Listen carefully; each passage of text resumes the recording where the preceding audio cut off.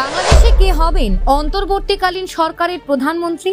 ভাসছে এক নোবেল জয়ীর নাম। পদ ছেড়ে দেশ ছেড়েছেন শেখ হাসিনা। গণ আন্দোলনের রেশে বাংলাদেশে এখনো জারি মৃত্যু মিছিল। দিকে দিকে জ্বলছে আগুন। প্রধানমন্ত্রীর বাসভবন থেকে সংসদ, চতুর্দিকে লুটপাট আর ভাঙচুর। এরই মধ্যে দেশের শাসন ক্ষমতা হাতে নিল সেনাবাহিনী। বিকেলে বৈঠক শেষে দ্রুত অন্তর্বর্তী সরকার গঠনের আশ্বাসও দিয়েছেন বাংলাদেশের সেনাপ্রধান। আর এরই উঠে আসছে একাধিক নাম। কে হবেন বাংলাদেশের পরবর্তী প্রধানমন্ত্রী?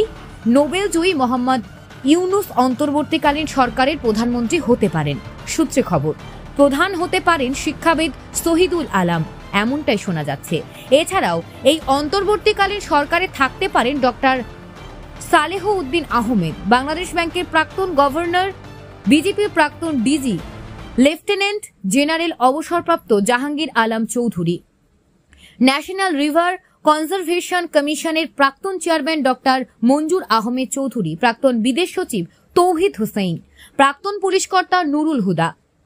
এদিকে বাংলাদেশ ছেড়ে ভারতে হাসিনা দেখা করতে গেলে অজিত ডোভাল, গাজিয়াবাদে হাসিনার সঙ্গে ভারতের জাতীয় নিরাপত্তা উপদেষ্টার সঙ্গে সাক্ষাৎ।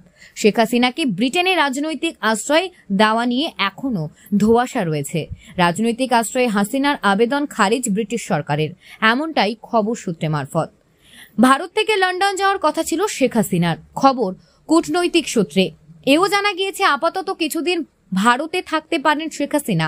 এদিন বাংলাদেশ সেনার মালবাহী বিমানে ভারতে এসেছেন হাসিনা। এরপর গাজিয়াবাদে হিন্ডন এয়ারবেসে হাসিনার বিমানের অবতরণ হয়। তবে সূত্রে খবর, ভারতে রাজনৈতিক আশ্রয় চাননি শেখ হাসিনা।